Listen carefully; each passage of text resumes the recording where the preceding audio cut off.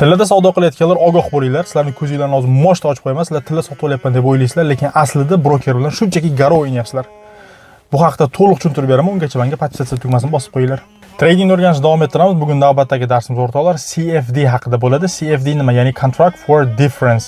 Siz hech qanaqa mol-mulkni sotib olmasdan turib, shunchaki uni narxini o'sishiga yoki tushishiga pul tikasiz. Bu albatta broker bilan kelishuv asosida bo'ladi va savdo broker tomonidan ta'minlanadi. Siz CFD olganingizda kelar oddiy va daskanali qilib tushuntiraman. Aytaylik, men qanaqadir gadjet sotib olaman deb o'ylayman. Bu moliyaviy bozorlarda aytaylik, qanaqadir aksiya bo'lishi mumkin, kriptovalyuta bo'lishi mumkin yoki qanaqadir tillo bo'lishi mumkin o'rtoqlar. Aynan shu mahsulot sotib olaman deb o'ylayman, lekin aslida menda hech qanaqa mahsulot bo'lmaydi. Xuddi mahsulot sotib olganday bo'lib, narx o'ssa foyda ko'raman, narxi tushsa zarar ko'rishim mumkin. Yoki naborot, narx tushsa foyda ko'rib, narx yuqoriga chiqsa foyda ko'rishim mumkin. Buni albatta trading sohasida yurganlar juda ham yaxshi tushunishadi.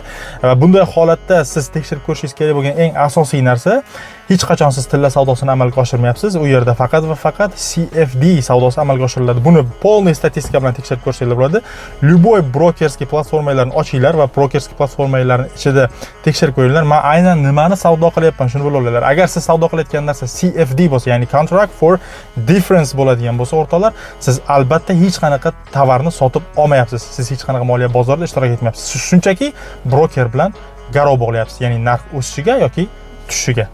Bu ma'lumotni o'rtoqlar, Forex ishlaydigan trader tanishinglarga jo'natib qo'yinglar.